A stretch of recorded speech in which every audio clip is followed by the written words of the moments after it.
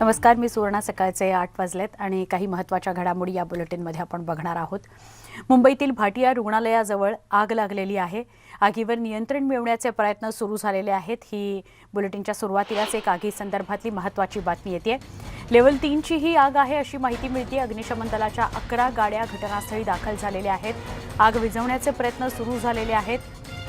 मुंबईत आग लागलेली आहे. मुंबईमध्ये भाटिया रुग्णालयाजवळ ही आग लागली आणि लेव्हल 3 ची आग आहे अशी माहिती मिळते. आगीवर नियंत्रण मिळवण्याचे प्रयत्न सुरू झालेत. एकूण 11 गाड्या अग्निशमन दलाच्या घटनास्थळी पोहोचलेल्या आहेत आणि आग विझवायला सुरुवात झालेली आहे. प्राथमिक माहिती समोर येते. काही क्षणामध्ये दृश्य सुद्धा आपल्यापर्यंत पोहोचतील, पण लेव्हल 3 ची ही आग आहे, त्यामुळे भीषण अशी ही आग असणार. मुंबईतल्या भाटिया रुग्णालयाजवळ ही आग लागलेली आहे. नेमकी ही आग कुठे लागली, म्हणजे रहिवासी इमारतीत लागली का, कुणाच्या घरी लागली का, एखाद्या दुकानामध्ये लागली, या सगळ्या संदर्भातली माहिती आपल्यापर्यंत पोहोचायची आहे. प्राथमिक माहिती समोर येते. अधिक जाणून घेऊया आमचे प्रतिनिधी स्वाती लोखंडे यांच्याकडून. स्वाती, भाटिया रुग्णालयाजवळ आग लागली आणि लेव्हल 3 ची आग असं कळतंय, काय अधिक माहिती? नक्कीच सुवर्णा, सकाळ सकाळ खरं तर ही बातमी आली आहे की एक 20 माळ्याची रहिवाशी इमारत आहे भाटिया रुग्णालयाच्या जवळ. ताडदेव मधली ही इमारत आहे, ज्याच्या एकूण 20 माळ्याची इमारत आहे आणि म्हणजे 18व्या माळ्यापर्यंत आग आहे. पण कुठल्या माळ्यापासून कुठल्या माळ्यापर्यंत, म्हणजे कुठल्या माळ्यापासून 18व्या माळ्यापर्यंत आग लागली आहे हे समजू शकलेलं नाहीये. पण सगळ्यात महत्वाची गोष्ट म्हणजे 3ऱ्या क्रमांकाची वरती आहे, त्यामुळे 12 फायर इंजिन आणि अनेक जम्बो टँकर सध्या घटनास्थळी आग विझवण्याचं काम करतात. रहिवाशी इमारत आहे, त्यामुळे आतमध्ये कुणी अडकलंय का काय या संदर्भात माहिती मिळू शकलेली नाहीये. पण सकाळ सकाळ आलेली ही बातमी नक्कीच मनाला चटका लावणारी आहे, कारण ही रहिवाशी इमारत आहे. त्यामुळे तर या सगळ्या बातमीकडे लक्ष ठेवून असणार होतं आपण की नेमकं आतमध्ये कुणी अडकलंय का, फायर ब्रिगेडचं एकूणच अग्निशमन जे काम आहे ते कसं सुरू आहे, पाणी मिळण्यात अडथळा होतोय का, आणि बाकी इतर गोष्टींचे आपण अपडेट देतच राहू. पण या क्षणाची ही अपडेट आहे की कमला इमारतीच्या 18व्या माळ्यापर्यंत आग लागलेली आहे. 12 फायर इंजिन घटनास्थळी उपस्थित आहेत आणि जे आग विझवण्याचं काम करत आहे, आणि विशेष म्हणजे ही रहिवाशी इमारत आहे. नक्की स्वाती, आपण जी माहिती देत आहे त्यावरून हे तर स्पष्टच होत आहे की प्राथमिक माहिती आतापर्यंत आपल्या समोर येते आहे. भाटिया रुग्णालयाजवळ 20 मजली इमारत आहे आणि या 20 मजली इमारतीमध्ये आग लागलेली आहे. आता ती नेमकी कितव्या मजल्यावर लागली आणि कितव्या मजल्यापर्यंत पसरत गेली याचे अगदी थेट अपडेट आपल्यापर्यंत पोहोचायचे आहेत, पण 18व्या मजल्यापर्यंत आग पोहोचलेली आहे अशी माहिती मिळते. स्वाती, काही कळू शकले की किती वाजताच्या दरम्यान आग लागली आणि लेव्हल 3 ची आग म्हणजे भीषण असणार हे तर स्पष्टच आहे किंवा उघडच आहे? नक्कीच, कारण लेव्हल 3 पर्यंत जेव्हा आग जाते, एकतर ही आग म्हणजे ही सकाळ सकाळ आग लागली, पण आणि त्यातही वीकेंड आहे, म्हणजे सकाळी अशा कुठेतरी कोपऱ्यात लागले असेल की घरातल्यांना किंवा त्या इमारतीतल्या लोकांना कळायला वेळ लागला असेल, आणि त्यांना वेळ लागल्यानंतर त्यांनी फायर ब्रिगेडला बोलवेपर्यंत ही आग इतकी वाढत गेली आहे. लेव्हल 3 आपण जेव्हा आग म्हणतो तेव्हा ती खूप जास्त असते, म्हणजे 12 फायर इंजिन जेव्हा म्हणतो पण हे नुसते 12 फायर इंजिन आहेत. बाकी पाणी पुरवणाऱ्या गाड्या किती आहेत, अँब्युलन्स आहेत, यांची तर गणतीच नाही. पण 12 फायर इंजिन एका वेळेला चारही बाजूने इमारतीला घेरून आग विझवण्याचं काम करतात. आणि अशा परिस्थितीत म्हणजे याच्या आधी काही फायर इंजिन गेले असेल, आग विझवण्याचा प्रयत्न केला असेल, पण ती आटोक्यात आली नसेल आणि त्याच्यानंतर ही लेव्हल 3 ची वरती देण्यात आलेली आहे आतापर्यंत. जेव्हा कुठेही आग लागते आणि त्यातल्या त्यात रहिवाशी इमारत असते, तेव्हा सगळ्यात मोठा धोका असतो की आग लागली आहे त्या मजल्यावरती आणि त्याच्या वरच्या मजल्यावरील किंवा त्याच्या खालच्या मजल्यावरील लोकांना पटकन बाहेर काढणं. त्यामुळे आता नेमकं येथे ते अडचण आलंय का, कुणी अडकून पडलंय का, सुदैवानं कुणी अडकून पडू नये अशी आपण अपेक्षा करूया, पण कुणी अडकून पडण्याची शक्यता आहे का हेही बघावं लागेल आपल्याला, कारण सकाळची वेळ आहे, लोक झोपेत असण्याची शक्यता नाकारता येत नाहीये. आणि 12 फायर इंजिन आपण म्हणतोय तेव्हा इमारतीच्या चारही बाजूला जाऊन त्यांनी आग विझवणं आणि कुलिंग ऑपरेशन हे एका वेळेला सुरू असतं. पण मग फायर इंजिन पूर्ण पोहोचू शकले नाहीत का, कुठे काही अडथळा आलाय का, पाणी नक्कीच मिळत स्वाती, या सगळ्या आगी संदर्भातले अपडेट्स तुझ्याकडनं घेत राहू तुर्तास. धन्यवाद स्वाती. पुढच्या बातमीकडे वळतोय. राज्यात सोमवारपासून पुन्हा शाळा सुरू होणार आहेत. तिसरी लाट आल्यामुळे शाळा बंद करण्यात आलेल्या होत्या, मात्र आता तिसरी लाट ओसरत असल्यानं शाळा पुन्हा सुरू करण्याचा निर्णय शिक्षण विभागानं घेतला आहे. मात्र शाळा सुरू करायच्या की नाही हा निर्णय सर्वस्वी जिल्हा प्रशासनाचा असल्याचं शिक्षण विभागानं म्हटलं आहे. त्यामुळे जिल्हा पातळीवर कोरोना परिस्थितीचा आढावा घेऊनच शाळांबाबत निर्णय घेतला जाऊ शकतो. काही जिल्ह्यांमध्ये शाळा बंदच ठेवण्याचा निर्णय घेण्यात आला आहे. या पार्श्वभूमीवर शालेय शिक्षण मंत्री वर्षा गायकवाड यांनी शाळा सुरू करण्यासाठीच्या तयारीचा आढावा घेतला.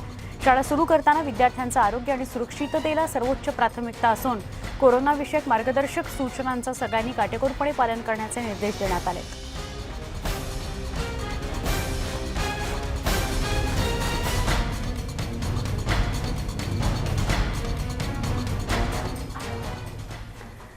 पुढची बातमी पुण्यामधील शाळांबाबतची बातमी आहे. पुण्यामधील शाळांसंदर्भात सुद्धा सुरू करायच्या का नाही या संदर्भातला अद्याप निर्णय घेण्यात आलेला नाही. शाळा सुरू होणार की नाही हे आज कदाचित ठरवलं जाईल असं कळतंय. पुण्याचे पालकमंत्री अजित पवारांसोबत होणाऱ्या आजच्या बैठकीत हा निर्णय घेण्यात आलाय.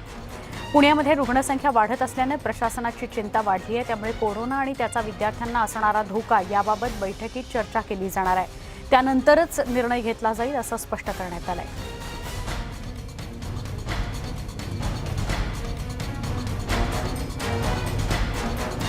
अजित पवारांसोबत बैठक होईल आणि पुण्यासंदर्भातला निर्णय घेतला जाईल. पुण्यामध्ये शाळा सुरू करायच्या का, शहरी भागात सुरू करायच्या का, ग्रामीण भागात सुरू करायच्या का, त्या कोरोना नियमांचे कशा पद्धतीनं पालन करून सुरू करायच्या, पालकांना काय सूचना किंवा पालकांची संमती असलेल्यांनाच ऑफलाईन शाळा सुरू ठेवायच्या का, अशा वेगवेगळ्या प्रकारचे मुद्दे आहेत ज्यावर आज चर्चा होईल आणि पुण्यातल्या शाळांसंदर्भातला निर्णय होऊ शकतो. पुण्याचे महापौर, आरोग्यमंत्री, उपमुख्यमंत्री, जे पुण्याचे पालकमंत्री पण आहेत अजित पवार, या सगळ्यांसोबत चर्चा करून सर्वंकष विचार करून निर्णय घेतला जाईल. पण आज पुण्यातल्या शाळांसंदर्भातला निर्णय येईल अशी शक्यता आहे.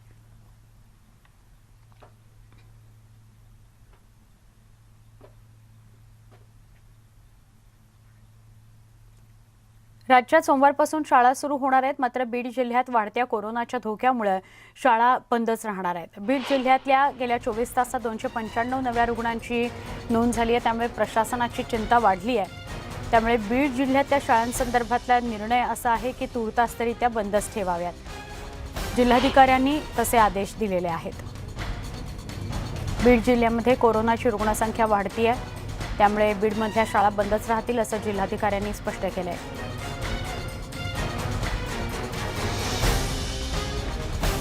राज्यातल्या शाळांसंदर्भातला निर्णय घेताना शालेय शिक्षण मंत्री वर्षा गायकवाड यांनी आधीच स्पष्ट केलंय की सोमवारपासून राज्यात जरी शाळा सुरू होणार असल्या तरी कोरोनाची परिस्थिती, रुग्णसंख्या काय आहे ते बघूनच तिथले स्थानिक लोकप्रतिनिधी, किंबहुना लोकप्रतिनिधी म्हणण्यापेक्षा आयुक्त किंवा जिल्हाधिकारी तिथले निर्णय घेतील असं वर्षा गायकवाड यांनी आधीच स्पष्ट केले. त्यामुळे बीडमध्ये वाढती रुग्णसंख्या बघता जिल्हाधिकाऱ्यांनी हे म्हटलंय की बीड जिल्ह्यातल्या शाळा तूर्तास तरी सुरू होणार नाहीत. बीड जिल्ह्यातली कोरोनाची जर आकडेवारी पाहिली तर ती 18 तारखेपासून वाढतीच राहिलेली आहे. फक्त 18 तारखेला एकच दिवस रुग्णसंख्या कमी होती, पण त्यानंतर 19ला 205, 20 तारखेला 239 आणि 21 तारखेला 295 इतकी बीड जिल्ह्यातली रुग्णसंख्या आहे. ही गेल्या 24 तासातली 295 ही आकडेवारी आहे आणि त्यामुळे खबरदारीचे उपाय म्हणून शाळा बंद ठेवण्याचा निर्णय घेण्यात आलेला आहे. बीड जिल्ह्यापुरता हा निर्णय आहे, त्याविषयीचीच बातमी आपण बघतोय. आमचे प्रतिनिधी सुरेश जाधव थेट आपल्या संपर्कात आलेले आहेत, त्यांच्याशी बोलूया. सुरेश, बीडमध्ये साधारण 18 तारखेनंतर वाढतीच दिसतीये रुग्णसंख्या आणि त्यामुळे शाळा बंद ठेवण्याचा निर्णय घेतला गेलाय जिल्हाधिकाऱ्यांकडून. काय अधिक सांगाल? सुवर्ण बीडमध्ये जर पाहिलं तर आपण गेल्या काही दिवसापासून जी कोरोनाची रुग्णसंख्या आहे झपाट्याने वाढत आहे. जर आपण जानेवारीच्या 2 तारीख पाहिलं तर 2 तारखेला 0चा आकडा बीड जिल्ह्यामध्ये होता. मात्र तीच संख्या कुठेतरी वाढत वाढत जाऊन आज जवळपास 300च्या घरामध्ये पोहोचलेली आहे.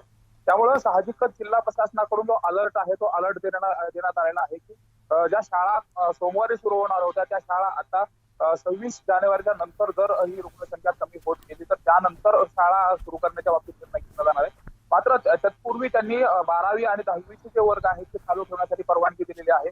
मात्र इतर ज्या खालच्या सगळ्या शाळा आहेत त्या सगळ्या शाळा बंद करण्याच्या अनुषंगाने काल जिल्हाधिकारी यांनी शिक्षण विभागाला कळवलेलं आहे.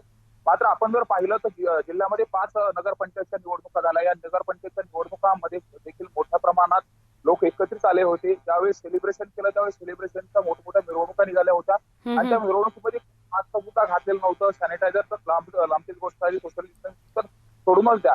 म्हणून ही जी वाढती रुग्णसंख्या आहे ही एकीकडे झालेला आत्ताचा जो संक्रांतीचा सण होता मार्केटमध्ये त्यावेळेस सुद्धा मोठी गर्दी होती आणि त्यानंतर झालेल्या निवडणुकांमधला जल्लोष जिथे यामधून ही कोरोनाची संख्या पुढे आल्या असल्याचं देखील जिल्हा प्रशासनाचं म्हणणं आहे. मात्र ही संख्या आणखी किती दिवस वाढत राहते यावरती आता जिल्हा प्रशासन वाट होणार आहे. तशी इथली आरोग्य यंत्रणा मोठ्या प्रमाणात सक्षम आहे, बेड चांगल्या पद्धतीचे आहे, तरी देखील नागरिकांनी काळजी न घेतल्यामुळे ही संख्या वाढते. अशामुळे आता जिल्हा प्रशासन सुद्धा कडक जे निर्बंध आहेत ते लादण्यासाठी सुद्धा सुरुवात केलेली. इथे आठवडी बाजार आहेत ते सुद्धा बंद करण्याच्या अनुषंगाने आता जिल्हा प्रशासनानं खाली सूचना दिलेल्या आहेत. मात्र त्याचं कितपत नागरिक पालन करतायत हे सुद्धा पाहणं महत्त्वाचं ठरणार आहे. नक्की सुरेश, आभार. आपण सविस्तर माहिती दिली त्याबद्दल. बीडमधून शाळांसंदर्भात सविस्तर माहिती आमचे प्रतिनिधी सुरेश जाधव आपल्याला देत होते. वसई विरारमध्ये शाळा सुरू करण्याकरता पालघर जिल्हाधिकाऱ्यांनी मान्यता दिलेली आहे. सोमवारपासून शाळा सुरू कराव्यात असे आदेश शासनाकडून आलेत. त्यामुळे शाळा सुरू होण्याची शक्यता निर्माण झाली आहे. शाळेचे शिक्षक आणि पालकांचं काय म्हणणं आहे त्याविषयी त्यांच्याशी संवाद साधला आमचे प्रतिनिधी विजय देसाई यांनी.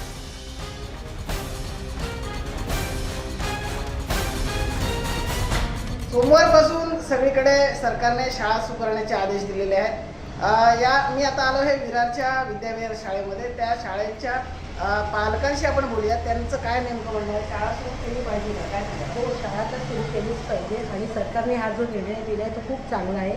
ऑनलाईन पद्धतीमध्ये मुलांचं नुकसान होतं, त्यामुळे कधी नेटवर्कचा इश्यू आहे, कधी मुलं फोन चालू करून खेळत बसतात वगैरे, असे काय काय इश्यू आहेत. त्यापेक्षा शाळा हा एक उत्तम पर्याय आहे आणि खरंच तर शाळा सुरूच झाल्या पाहिजे.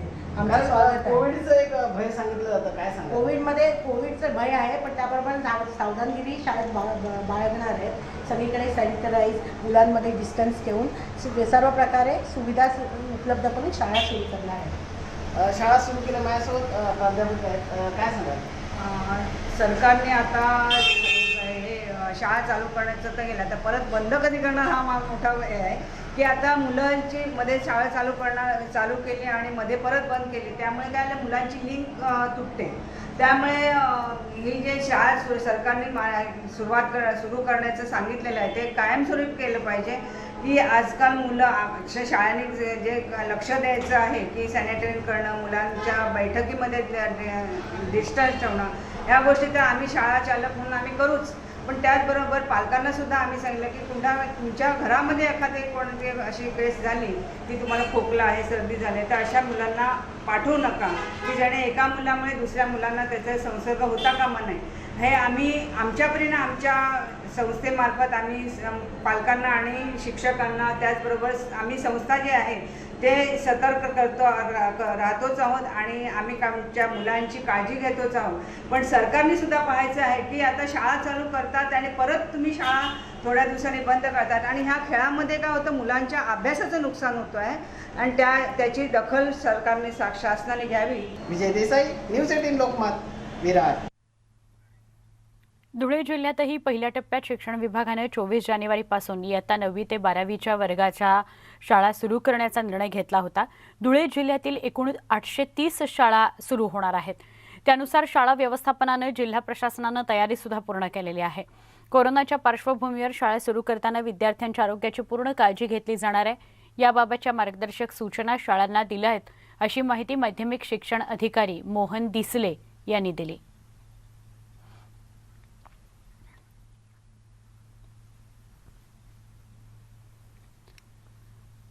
सोमवारपासून शाळा सुरू होत असताना शासकीय बालसुधार गृहातील मुलांना कोरोनाची लागण झाल्यानं खळबळ उडाली आहे. उल्हासनगर शहरातील हे सुधारगृह असून 15 मुलांना कोरोनाची लागण झाली आहे. सुरुवातीला इथल्या 4 मुलांची अँटीजेन टेस्ट करण्यात आली, नंतर ते कोरोना पॉझिटिव्ह आले. त्यामुळे उर्वरित 29 मुलांची RT-PCR चाचणी करण्यात आली. यातील 11 मुलं कोरोना पॉझिटिव्ह आहेत. दरम्यान या सगळ्या मुलांना क्वारंटीन सेंटरमध्ये उपचारार्थ दाखल करणार असल्याची माहिती उल्हासनगर महानगरपालिकेचे वैद्यकीय अधिकारी दिलीप पगारे यांनी दिली आहे.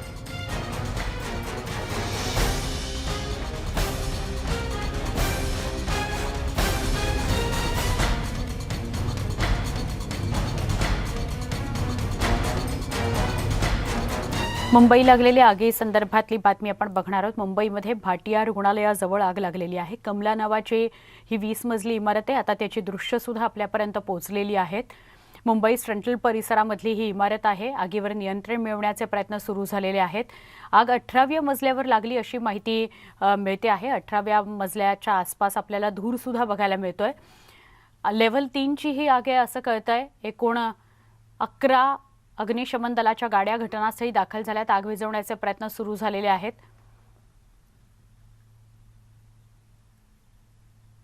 जरा जवळ जाऊन आपण इमारतीच्या जर बघितलं तर एका घरामध्ये आग लागलेली आहे आणि एका घरातून आग लागलेली भयंकर अशी आग लागली आहे आणि त्यातून धूर बाहेर येतोय.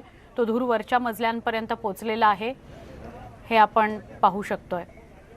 त्याची झळ आजूबाजूच्या घरांना बसली आहे का हे बघायचं.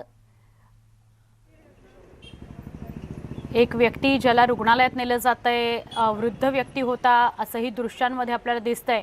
पण हे सगळं दृश्यांच्या माध्यमातून आपण बघतोय. या संदर्भातली सगळी अपडेट आपल्यापर्यंत काही क्षणामध्ये पोहोचेल.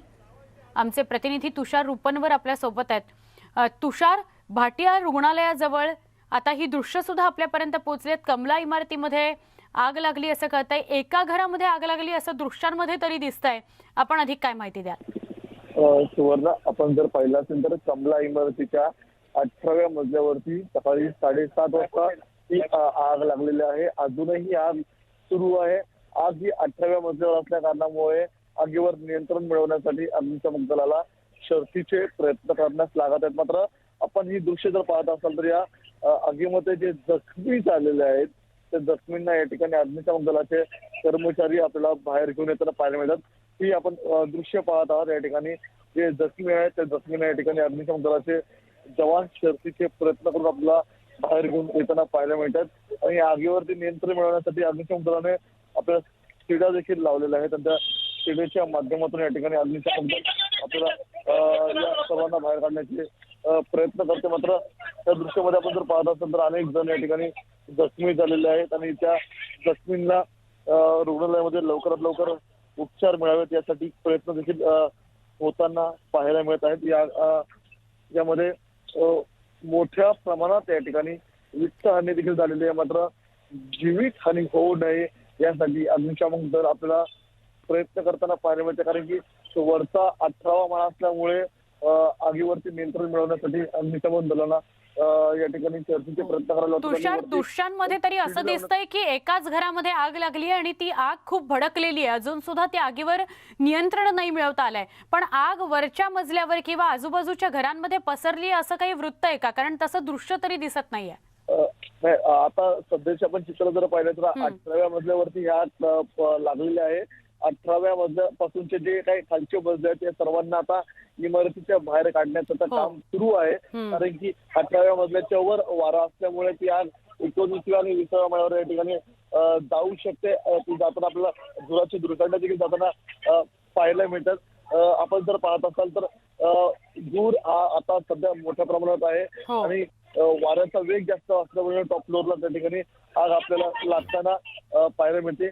आग ही पसरू नये यासाठी प्रयत्न जरी अग्निशमन दलाकडून केले जात असले तरी ती जी शिडी लावली जाते ती शिडी आपल्याला 18व्या माळ्यापर्यंत पोहोचण्यासाठी प्रयत्न केले जातात. त्यामुळे जी बाजूची इमारत आहे त्या बाजूच्या इमारतीचा देखील त्या ठिकाणी आधार घेतला जातोय.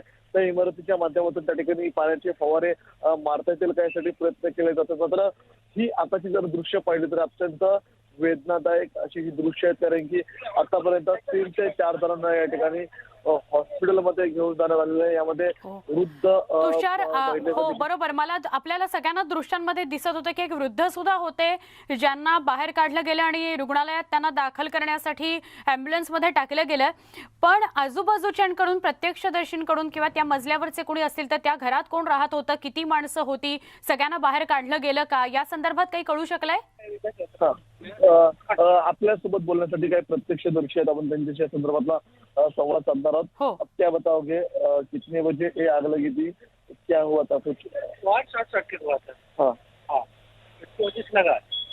ओके, जो फायर ब्रिगेड है वो कितने बजे आए? अभी तक सभी को बाहर निकाला गया क्या? टाइम से आया सब लगे टाइम से आए। तर आपण सुवर्ण पाहत असाल तर त्यांनाही आता सध्या बोलता येत नाही. मात्र ही दृश्य पाहत असाल तर स्ट्रेचर घेऊन जात आहेत. आपल्याला काही स्थानिक नागरिकांनी, जे पोलीस असतील किंवा अग्निशामक दल असेल, या सर्वांना आपल्याला स्थानिक नागरिक देखील सहकार्य करताना पाहायला मिळतात. भाटे हॉस्पिटलमधून हे आपल्याला डॉक्टरांची टीम त्या ठिकाणी पोहोचताना पाहायला मिळते. कारण की अगदी जवळच भाटे हॉस्पिटल आहे, त्यामुळे डॉक्टर असतील, नर्स असतील, स्टाफ असतील, ह्या सर्वांचा त्या ठिकाणी आपल्याला पोहोचताना पाहायला मिळते. मात्र आगीत आता जर सध्याची दृश्य पाहिली तर आग आपल्याला हॉलमध्ये आतल्या परिसरामध्ये अजूनही सुरू असल्याचं पाहायला मिळतं. कारण की सुरुवातीला काही वेळापूर्वी ही आग आपल्याला बाहेरही धुमसताना पाहायला मिळत होती. त्यातले काही जखमी आहेत, त्या जखमींना स्थानिक रुग्णालयामध्ये उपचार देताना पाहायला मिळतात. आताही काही जण या ठिकाणी बाहेर पडत आहेत, कारण की धुरामुळे अनेकांना या ठिकाणी श्वास त्यांचा गुदमरतो. हे पाहत असाल आपण दृश्य की जे जखमी आहेत ते काही आपल्याला या इमारतीच्या बाहेर पडताना पाहायला मिळतात आणि स्वतः देखील रुग्णालयामध्ये दाखल होत आहेत. काही जणांना या ठिकाणी आतापर्यंत 4 ते 5 जणांना या ठिकाणी रुग्णालयामध्ये दाखल करण्यात आलेलं आहे. मात्र अजूनही त्या ठिकाणी काही जण जे अडकले असतील त्यांना बाहेर काढण्याचे प्रयत्न अग्निशामक दल असतील किंवा स्थानिक जे नागरिक आहेत ते आपल्याला करताना पाहायला मिळतात. या परिसरामध्ये कोणतीही वाहतूक कोंडी होऊ नये यासाठी पोलीस प्रशासन सज्ज आहे. मात्र एवढ्या सकाळी ही आग लागल्यामुळे या ठिकाणी पोलिसांची देखील तारांबळ उडाली. अग्निशामक दल वेळेवर या ठिकाणी पोहोचल्याचं आपल्याला काही वेळापूर्वी स्थानिक नागरिकांनी सांगितलेलं आहे. या दृश्यांमध्ये असं दिसतंय की इमारती जवळजवळ आहेत, तर अग्निशमन दलाला तिथे पोहोचणं, तिथून सगळ्या जखमींना बाहेर काढणं किंवा इव्हॅक्युएशन या सगळ्यासाठी काही अडचणी तर येत नाही आहेत ना? सध्या आपण जर पाहिलं तर हा 18वा माळा असल्यामुळे सुरुवातीला अग्निशामक दलाला 18व्या माळ्यावरती पाण्याचे फवारे मारणं ही अशक्य होते. तर त्यासाठी अग्निशामक दल आपल्याला वेगवेगळ्या गोष्टी करताना पाहायला मिळत आहे. अग्निशामक दलाची एक टीम आपल्याला इमारतीच्या आतमध्ये देखील गेलेली आहे. इमारतीच्या आतमधून ते अग्निशामक दल त्या ठिकाणी आपल्याला पाण्याचा फवारा मारताना पाहायला मिळेल. मात्र ज्या आजूबाजूच्या इमारती आहेत त्या इमारतीचा देखील आपल्याला सहारा घेताना अग्निशामक दल पाहायला मिळतंय. या आजूबाजूच्या इमारतीमधून पाण्याचे फवारे मारून कशाप्रकारे आगीवर नियंत्रण मिळवता येईल यासाठी प्रयत्न सुरू. मात्र सध्या अग्निशामक दलाचे जे जवान आहेत, जे आतमध्ये नागरिक अडकलेले आहेत, त्यांना या ठिकाणी बाहेर आणण्यासाठी प्रयत्न करताना पाहायला मिळतात.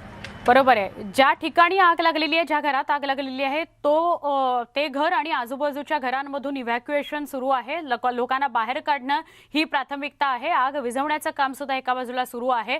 सगळे नागरिक या इमारतीचे सुद्धा मदतीकरता धावलेले आपण बघतोय. धन्यवाद तुषार, आपण सविस्तर माहिती दिलीत. या सगळ्या बातमी संदर्भातले अपडेट आपण आपल्या प्रेक्षकांना देत राहूया. तुर्तास आभार. इथेच थांबतोय. अजून काही घडामोडींसह काही क्षणात पुन्हा भेटूया.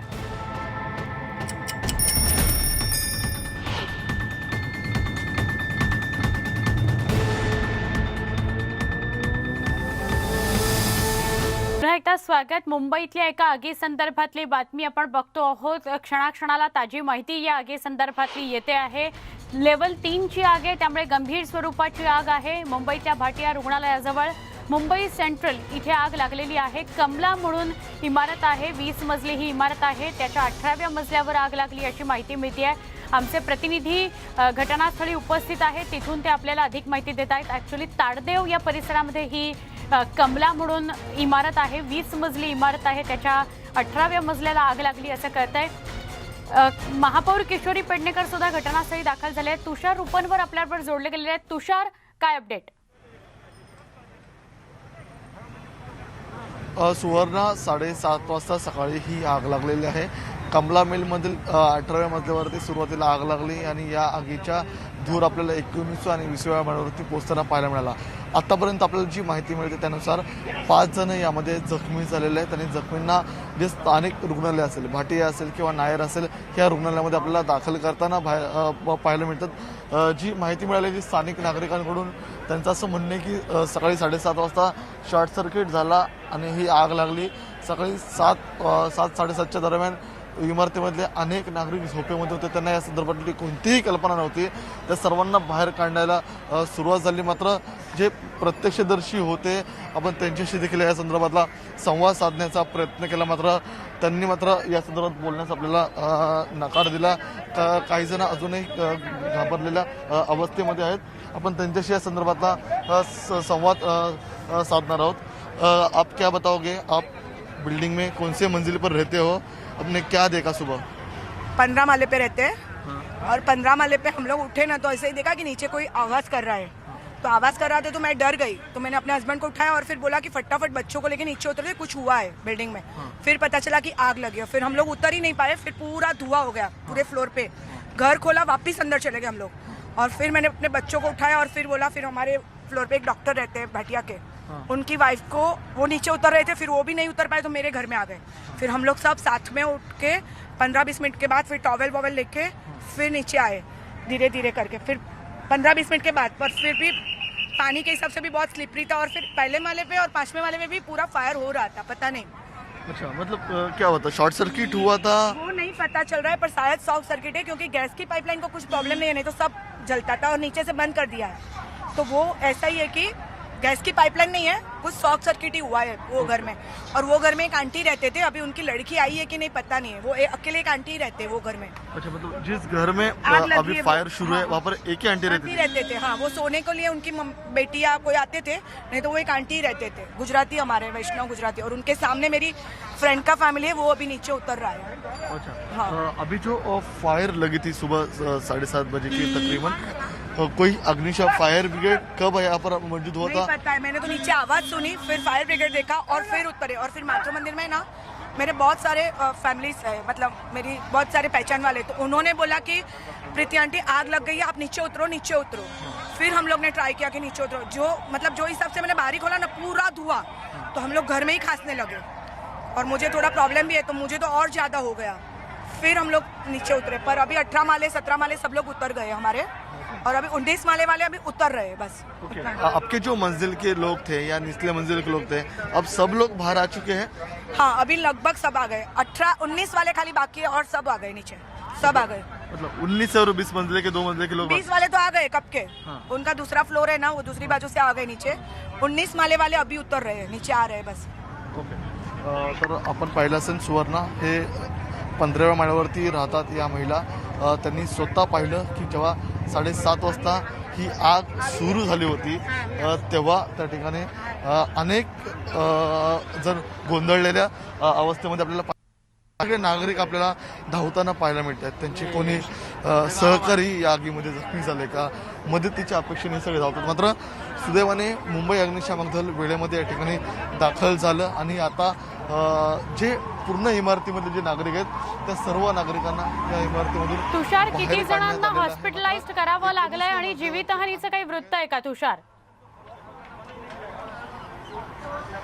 आतापर्यंत सुवर्ण 5 ते 6 जणांना आपल्या समोरच या ठिकाणी जखमींना हॉस्पिटलाइज करण्यात आलेलं आहे. काहींना भाटी हॉस्पिटलमध्ये घेऊन जाण्यात आलेलं आहे, तर काही जणांना नायर हॉस्पिटलमध्ये घेऊन गेलेले आहेत. सध्या पोलिसांकडून असेल किंवा अग्निशामक दल असेल ह्यांच्याकडून शर्थीचे प्रयत्न सुरू आहे की या आगीवरती आपल्याला अटकाव कसा आणता येईल.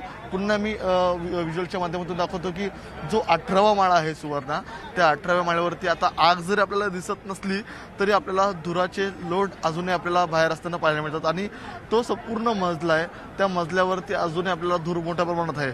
धुरामुळे अनेक बिल्डिंगच्या सर्व भागामध्ये या धुरामुळे आपल्याला जे नागरिक आहेत त्या धुरामुळे अडकताना पाहायला मिळाले होते. मात्र सुदैवाने हे सर्व नागरिक स्वतःहून 7:30ला जेव्हा त्यांना घरामध्ये धुराचा वास येऊ लागला, धूर वाटू लागला, ते त्यांनीच बाहेर पळ काढला आणि ते आपल्याला बाहेर पडताना पाहायला मिळाले. तसा हा परिसर आपण जर पाहिला तर तसा रहदारीचा परिसर आहे. मात्र सकाळच्या वेळेस कुठलीही मुवमेंट नसल्या कारणामुळे नागरिकांना आगीवरती नियंत्रण मिळवण्यासाठी अजूनही शर्थीचे प्रयत्न करावे लागतात. कारण की ही बिल्डिंग तशी पाहिली तर आपल्याला ही बिल्डिंग आतमध्ये आहे आणि त्या बिल्डिंगच्या बाजूला आपल्याला आणखी इमारती देखील, त्यामुळे बाजूच्या इमारतींचा सहारा देखील आपल्याला हे अग्निशामक दल घेताना पाहायला मिळतात. मात्र अग्निशामक दलाच्या येथे 10 गाड्या आलेल्या आहेत, त्याचप्रमाणे त्यांची रेस्क्यू टीम देखील पोहोचलेली आहेत. सध्या अग्निशामक दलाचे अधिकारी आपल्याला प्रत्येकाशी इमारतीमधल्या प्रत्येकाशी लिस्टेड काढतायत की अजून कोणी या इमारतीमध्ये अडकलेला आहे का, या इमारतीमध्ये आणखी कोणी अडकलेलं आहे का. आपण काही कर्मचारी आहेत, आपण त्या संदर्भातला संवाद साधण्याचा प्रयत्न करणार आहोत, त्यांच्याशी बोलण्याचा प्रयत्न करणार आहोत. साधारणतः ही आग किती वाजता लागली होती तुम्हाला, या संदर्भामध्ये काय पहिला कॉल किती वाजता आला होता आगी संदर्भामध्ये? मी साहेबांसोबत आलो आहे, मला पण माहिती नाही, साहेबांना विचारावं लागेल. बाहेरच्या गाड्या मागवलेल्या आहेत, त्याच्यामध्ये टायमिंग परफेक्ट माहिती नाही आहे. बाहेरच्या गाड्या वगैरे आलेल्या आहेत ना, त्याच्यामुळे काही कळत नाही ते. साधारणतः पहिला कॉल किती वाजता आला? तर अजून काय आम्हाला माहिती नाही, आमचा दुसरा कॉल नाही आहे. ओके, वाया. आता इथे साधारणतः अग्निशामक दलाच्या किती गाड्या आलेल्या आहेत? तरी असतील 10-12 गाड्या असतील. 20 गाड्या. म्हणजे अजूनही आतमध्ये रेस्क्यू ऑपरेशनही सुरू आहे तुमचं? चालू आहे. आपण पाहत असाल सुवर्णा, अग्निशामक दलाचे हे काही आपल्याला कर्मचारी होते, आतमध्ये त्यांचं अजूनही रेस्क्यू ऑपरेशन सुरू आहे. मात्र 19व्या किंवा 19व्या माळ्यावरती अडकलेले असतील त्यांना बाहेर काढलं जाईल. तुषार, तुझ्या बाजूला पोलीस सुद्धा दिसत आहेत, पोलिसांशी काही संवाद साधू शकतोस तू?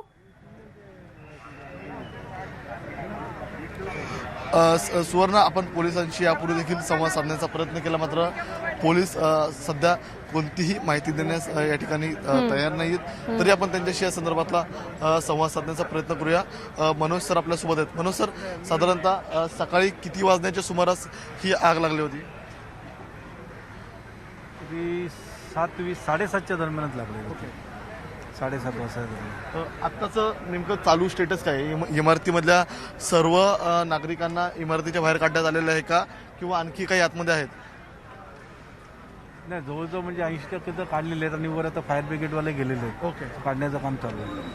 म्हणजे संपूर्ण इमारत थोडक्यात आपण पूर्ण रेस्क्यू करून घेतली. हो.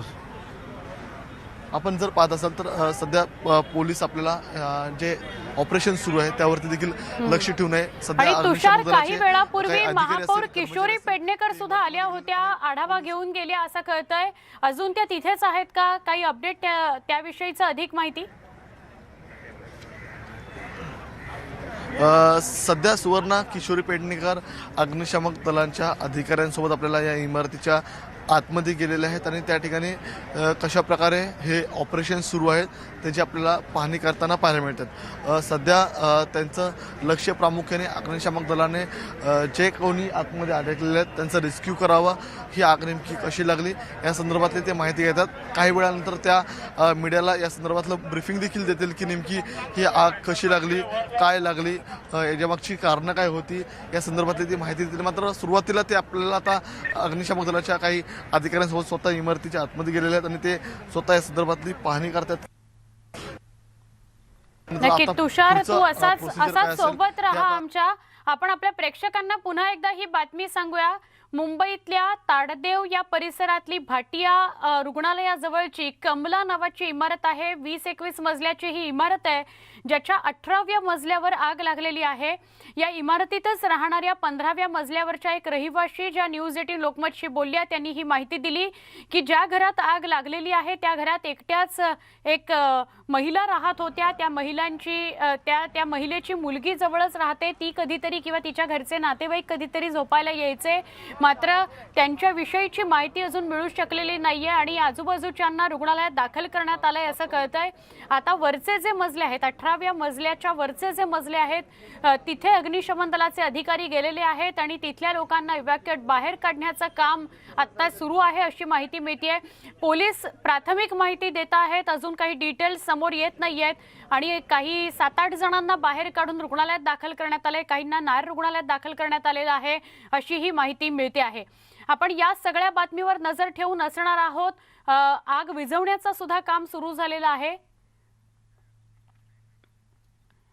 महापौर मुंबईच्या किशोरी पेडणेकर घटनास्थळी दाखल आहेत. त्या अग्निशमन दलाकडून अधिक माहिती घेण्याचं काम करतायत, त्यानंतर त्या माध्यमांशी बोलतील. त्याच्या व्यतिरिक्त त्या स्वतः अग्निशमन दलाच्या अधिकाऱ्यांना जी काही मदत तिथे अपेक्षित आहे ती मदत करण्याचा सुद्धा प्रयत्न करत आहेत. गेल्या 24 तासात राज्यात आतापर्यंतची सर्वाधिक कोरोना रुग्णांची आकडेवारी आपण बघूया. या आकडेवारीची वाढीतच नोंद झालेली आहे, म्हणजे रुग्ण वाढलेत हेच समोर आलंय. काल दिवसभरामध्ये तब्बल 48,270 नव्या कोरोना रुग्णांची भर पडली, तर 52 जणांचा उपचारादरम्यान मृत्यू झाला असं कळतंय. त्यामुळे राज्याची चिंता वाढली आहे. दुसरीकडे मुंबईत दिवसभरात 5,008 नवे रुग्ण सापडलेत, 12 जणांचा उपचारादरम्यान मृत्यू झालाय. राज्यात तब्बल 2,64,000च्या वर सक्रिय रुग्ण आहेत.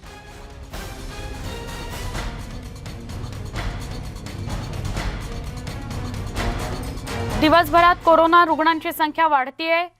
काल दिवसभरामध्ये 48,450च्या दरम्यान कोरोना रुग्णांची संख्या होती आणि 40हून अधिक जण मृत्यू पावले असंही कळतंय. राज्यात दिवसभरात कोरोना रुग्णसंख्येचा उच्चांक नोंदवला गेला. दिवसभरात 48,270 नव्या रुग्णांची नोंद झाली. तर दुसरीकडे मुंबईतही 5,000च्या वर नव्या कोरोना रुग्णांची भर पडली. मृत्यू होण्याचं प्रमाणही वाढलंय. त्यामुळे मुंबई आणि राज्याची चिंता वाढलेली आहे. एका बाजूला आपण मुंबईतली दृश्य बघतोय, एका बाजूला राज्याची आकडेवारी बघतोय. राज्यात 48,270 इतक्या रुग्णांची नोंद झाली, तर 52 जणांचा मृत्यू झाला. मुंबईमध्ये 12 जणांचा मृत्यू झालाय, तर 5,000हून अधिक म्हणजे 5,008 इतके नवे रुग्ण सापडले आहेत.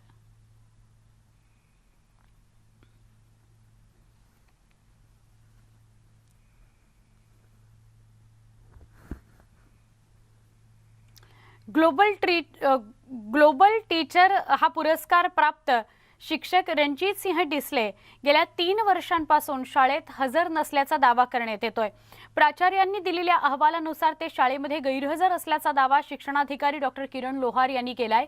त्याचबरोबर परदेशात शिक्षण घ्यायचं असेल तर पासपोर्ट, वैद्यकीय प्रमाणपत्र, संबंधित परदेशी विद्यापीठाचं माहितीपत्रक देणं गरजेचं होतं. मात्र त्यांनी असं कोणतंही कागदपत्र सादर केलेलं नाही असं शिक्षणाधिकाऱ्यांनी म्हटलं आहे.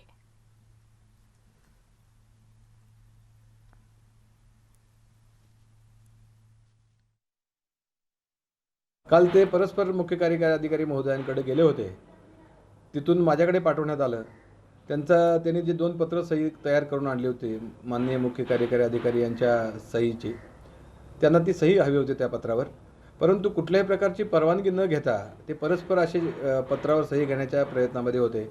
असं कुठल्याही प्रकारे हे म्हणजे गैरशिस्तीचं वर्तन या ठिकाणी या कार्यालयामार्फत त्यांचं चालू दिलं जाणार नाही. परदेशामध्ये शिक्षण घेण्यासाठी त्यांचा पासपोर्ट असणं आवश्यक आहे. तो पासपोर्ट त्यांनी याआधी त्यांच्या एका चौकशीमध्ये आम्ही त्यांना पासपोर्ट मागितला होता, त्यांनी तो पासपोर्टही आमच्याकडे दिलेला नाही. त्यांचा कुठल्याही प्रकारचा त्या विद्यापीठामध्ये त्यांनी केलेला अर्ज या कार्यालयास त्यांनी सादर केलेला नाही. शासनाकडे अध्ययन रजेचा अर्ज केलेला होता आणि त्या अर्जावरती मला अपेक्षित होतं की तो अर्जावरती मला काहीतरी डिसिजन मिळेल किंवा काहीतरी निर्णय मिळेल या अपेक्षेनेच मी जिल्हा परिषदेच्या माननीय मुख्य कार्यकारी अधिकारी आणि शिक्षणाधिकारी महोदयांना काल भेटलो आहे आणि त्यांचे जे काही निष्कर्ष आहेत किंवा निकष आहेत त्यांच्या निर्णयानंतरच मला याच्याबद्दल अधिक माहिती सांगता येईल. त्यांनी माझ्यापर्यंत आता तरी कोणताही लेखी आदेश अथवा लेखी कोणतेही कागदपत्र सादर करण्याबाबत मला अद्यापही आदेश प्राप्त झालेले नाही आहेत. एक छोटासा ब्रेक, लगेच भेटूया. पहा फक्त न्यूज 18 लोकमत.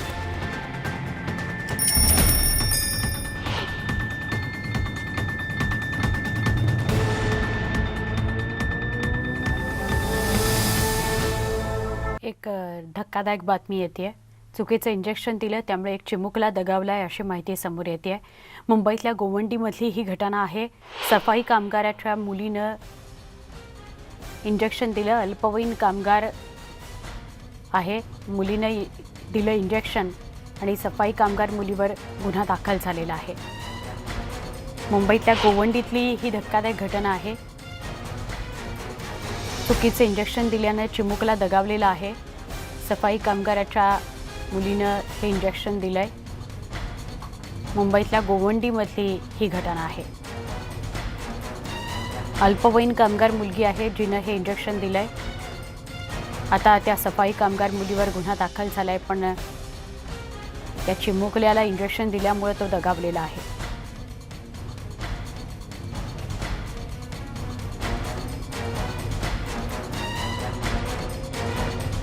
बारह बजे से लेके 6 बजे तक का इन्होंने मेरे को खाली ना घुमा रहे थे कि यहाँ से वहाँ कर रहे थे कि अब भी करते हैं. फिर लास्ट में क्या किए, बोलते हैं एंटीबायोटिक देना है. एंटीबायोटिक देने के चक्कर में बाजू वाले बच्चे का इंजेक्शन मेरे बच्चे को लगा दिया और मेरा बच्चा जगह पे दम तोड़ दिया. थोड़ा भी रोया नहीं, कुछ नहीं. और इन लोग बोलते हैं हॉस्पिटल वाले के आकड़ी आई तुम्हारे बच्चों को. आपण जागेवरून ते जे इंजेक्शन्स आहेत ते इंजेक्शन ताब्यात घेतले आहेत आणि कम्पॅरेटिव्हली ते विसेरा आणि या इंजेक्शनचं काय आहे ते FSLला पाठवून त्याचा रिपोर्ट घ्यायचा आहे. त्याच्यानंतर आपण ह्याचा चौकशी चालूच ठेवली होती. सगळ्या सिस्टरला बोलवून घेतलं, सगळ्यांचं हे केलं. तपासात असं निष्पन्न झालं की ज्या सिस्टरनी सो कॉल्ड सिस्टरनी इंजेक्शन दिलं होतं ती ॲक्च्युली ती सिस्टर नाहीच आहे. ती त्या हॉस्पिटलमध्ये साफसफाई करणारी मुलगी आहे आणि ती अंडर एज आहे. ती अजून 12वी पण पास नाही आहे, 10वी पास आहे आणि 16-17 वर्षाची आहे. रिलायन्स इंडस्ट्रीजनं आर्थिक वर्ष 2021-22च्या तिसऱ्या तिमाहीचे निकाल जाहीर केले आहेत. रिलायन्स इंडस्ट्रीजचे डिसेंबर तिमाहीचे निकाल अपेक्षेपेक्षा चांगले आलेले आहेत. डिसेंबर 2021च्या तिमाहीमध्ये कंपनीचा कन्सॉलिडेटेड नेट प्रॉफिट 41% वाढला आहे आणि 18,549 कोटी रुपये इतका झाला आहे. 1 वर्षांपूर्वी याच तिमाहीमध्ये कंपनीचा निव्वळ नफा 13,101 कोटी रुपये होता. रिलायन्स इंडस्ट्रीजचं उत्पन्न वाढलं आहे, 1,91,271 कोटी रुपये इतकं झालं आहे, जे मागील वर्षीच्या याच तिमाहीमध्ये 1,23,997 कोटी होतं. ब्लूमबर्गच्या सरासरी अंदाजानुसार रिलायन्सचा निव्वळ नफा 15,264 कोटी रुपये आणि उत्पन्न 1.75 लाख कोटी रुपये असल्याचा अंदाज होता. रिलायन्स इंडस्ट्रीजचे निकाल जाहीर केल्यानंतर चेअरमन मुकेश अंबानी यांनी म्हटलंय की रिलायन्सनं आर्थिक वर्ष 2022च्या तिसऱ्या तिमाहीमध्ये अपेक्षेपेक्षा चांगले निकाल दिल्याबद्दल मला आनंद आहे. आमचे दोन्ही कन्झ्युमर बिझनेस, रिटेल आणि डिजिटल सर्व्हिसचे महसूल आणि EBI TDA या उच्चांकावर आहेत. आम्ही पुढेही स्ट्रॅटेजिक इन्व्हेस्टमेंट आणि पार्टनरशिपवर लक्ष केंद्रित करू, जेणेकरून भविष्यातही ही वाढ कायम होत राहील.